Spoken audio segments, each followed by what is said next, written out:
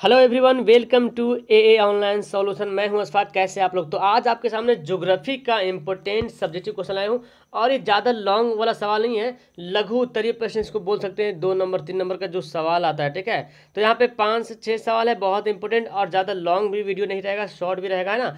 तो बहुत जल्दी मैं इसको अंडरस्टैंड करके यहाँ से रफा दफा हो जाऊँगा, ठीक है।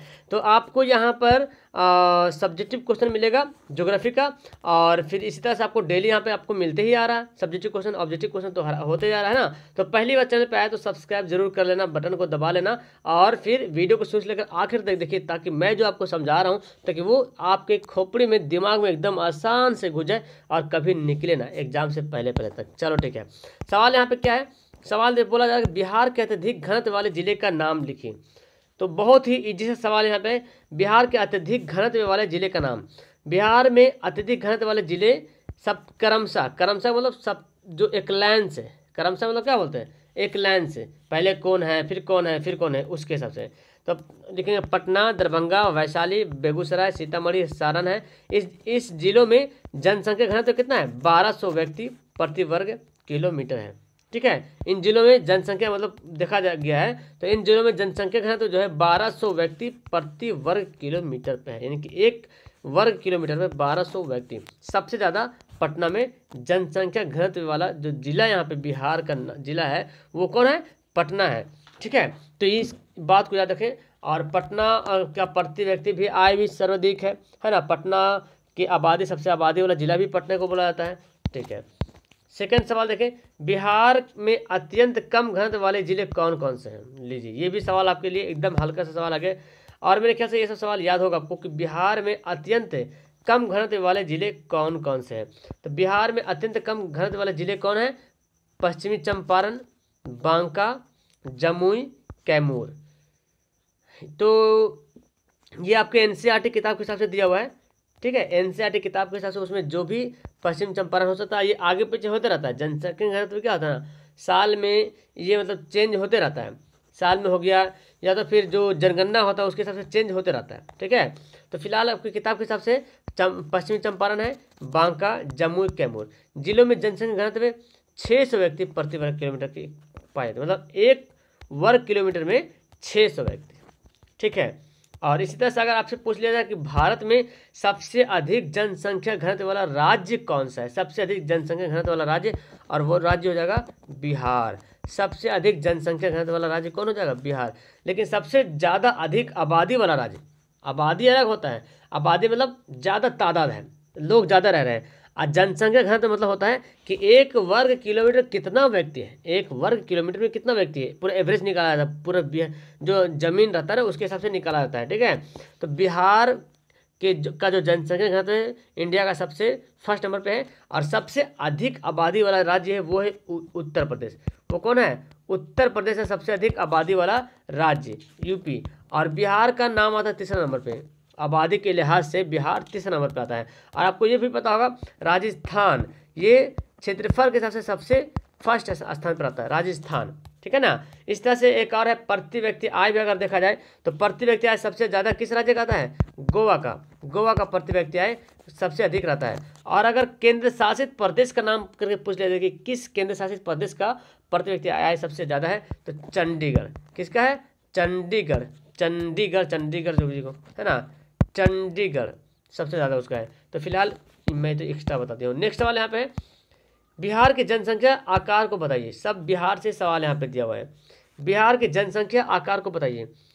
केंद्रीय सांख्यिकी संगठन सीएओ, देखो ये भी याद रखिएगा कि जनसंख्या घनत्व ये सब जो मैटर कौन देखता है? सीएओ, सेंट्रल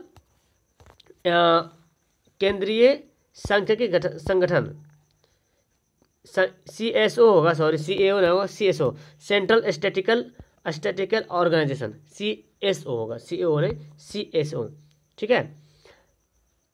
के अनुसार 2007 में बिहार की जनसंख्या बढ़कर कितना हो गई? 9.31 करोड़ हो गई। 2007 कैसे बता रहा, बिहार के बिहार के दशकीय की वृद्धि, दशकीय मतलब समझते रहे कि 10 साल में जो वृद्धि होता है वो उसके बारे में बताया जा रहा कि बिहार में दशकीय की वृद्धि 1991 से 2001 के दौरान 28.62% था, मतलब हर 10 साल में। इस 10 साल में 28 62% था। और जबकि राष्ट्रीय वृद्धि दर कितना है, लीजिए राष्ट्रीय वृद्धि दर मतलब पूरा भारत में राष्ट्र में वृद्धि दर जनसंख्या कितना है 21.21%। और बिहार की जनसंख्या देखा गया एक दशक में, तो एक दशक में भारत की जनसंख्या इतनी थी, लेकिन बिहार की जनसंख्या इतनी प्रतिशत बढ़ी है ना, 28.62% जो है वृद्धि हुआ है। यहाँ की कुल आबादी भारत के 89.05% ग्रामीण क्षेत्रों में बसा करती है ना, यानी कि यहाँ की कुल जो आबादी है उसका 89.5 हिंदुस्तान भारत की जो आबादी है ना उसके बारे में बोला जा रहा है। यहाँ की कुल आबादी 89.05 ग्रामीण क्षेत्रों में बसती है। बिहार के बारे में बोला जा रहा है, बिहार के यहाँ पे हो जाएगा, बिहार के बारे में बोला जा रहा कि बिहार की जो कुल आबादी है वो लगभग 89.05% कहाँ रहते हैं, सब गांव में रहते हैं। लेकिन अब धीरे धीरे इसका जनसंख्या घटते जा रहा है। मेरे ख्याल से जो अब जो जनगणना का जो इन्फॉर्मेशन आपको मिलेगा शायद ये आगे पीछे होगा, ये जो परसेंटेज है ना ये बढ़ने वाला ये कम जाएगा, बिकॉज बहुत सारे लोग गांव से उठ कर घर शहर में आ रहे हैं, बस रहे हैं, तो जाहिर सी बात जनसंख्या घनत्व मतलब जनसंख्या कमेगी, है ना। लेकिन घनत्व अब ऐसे भी शहर का जो जनसंख्या घनत्व सबसे अधिक रहता है। अगर आपसे पूछा जाए सब जनसंख्या घनत्व कहाँ रहता है, ऑप्शन देता है गाँव में, शहर में, महानगर दे देगा तो और महानगर हो जाएगा फिर, है ना।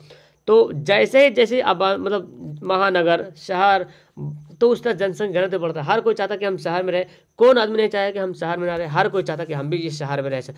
लेकिन बहुत कम किस्मत वाले लोग होते हैं जो चाहते हैं कि हम गांव में रहें, क्योंकि गांव क्या है, एक नेचर जगह है ना, नेचर प्रकृति का दिया बहुत अच्छा जगह है। ये सवाल आपका देखो, चौथा सवाल देखो, बिहार की जनसंख्या कभी कभी जगह एक समान नहीं है। जाहिर सी बात है बिहार की जनसंख्या जो है सभी जगह एक समान नहीं है, स्पष्ट कीजिए।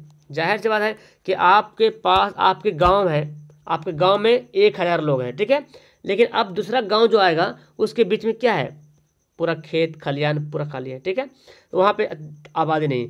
कुछ गांव ऐसा है जहाँ पे कुछ लोग हैं, है ना, 50-60 लोग हैं, कुछ गांव में कम है, कुछ गांव में ज़्यादा, तो एक जगह तो है नहीं।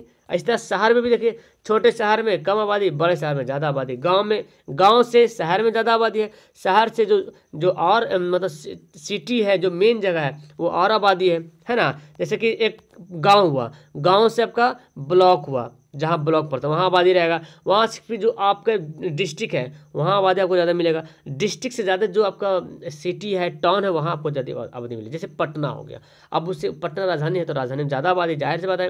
तो यही एक जगह समान नहीं है। अब इसके बारे में बताना है क्या, अब ये तो मैं बता दूँ। अब देखो यहाँ पे कुछ आपका जो तर्क इससे मिलता है ना, जो आपको आंसर लिखना क्या है, बिहार राज्य की जनसंख्या एक समान नहीं है, जनसंख्या वितरण पर राज्य की धरातली उच्चावच का प्रभाव पड़ता है। जी बिल्कुल, है ना, धरातली उच्चावच का भी प्रभाव पड़ता है कि धरातल ऊंचा कहाँ पे है, नीचा कहाँ पे है। बिहार के मैदानी क्षेत्रों में जहाँ कृषि सिंचाई उपजाऊ मृदा एवं नगरीय का प्रभाव अधिक है।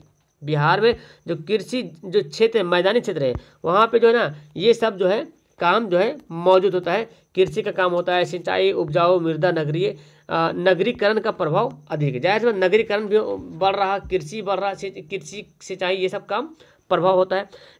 वहाँ जनसंख्या अत्यंत ही घनी पाई जाती है। कहाँ, वहाँ जनसंख्या अत्यंत ही घनी पाई जाती है नगरीकरण में, जबकि पहाड़ी यानी कि जहाँ जो मैदानी क्षेत्र रहता है ना, मैदानी क्षेत्र में, क्योंकि मैदानी क्षेत्र में आपको कृषि मिल जाएगा, सिंचाई करने का साधन मिल जाएगा, उपजाऊ मिट्टी मिल जाएगा, मृदा मिल जाएगा, नगरीकरण का प्रभाव मिल जाएगा। तो ये सब मैदानी क्षेत्र में ये मतलब सिंपल मतलब हर कुछ यहाँ पे अवेलेबल है, तो लोग यहाँ पे ज़्यादा रहने के लिए कोशिश करेंगे। और इसी उल्टा अगर आप चले जाते कहाँ, मतलब पहाड़ी इलाका, जैसे तो अत्यंत घनी कहाँ होता है। अब जब पहाड़ी इलाका जाइएगा तो जहाँ पे पहाड़ी उर्वरक होगा, मृदा का अभाव होगा, सिंचाई की कमी होगा, जनसंख्या विरल, तो जहाँ पे इस तरह के जो कंडीशन पाया जाएगा वहाँ पे जनसंख्या कमी हो जाएगी।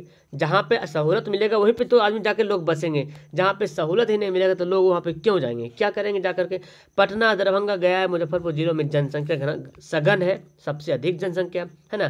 जबकि पश्चिम चंपारण जाइए, बांका, कैमूर जिला में जनसंख्या विरल है।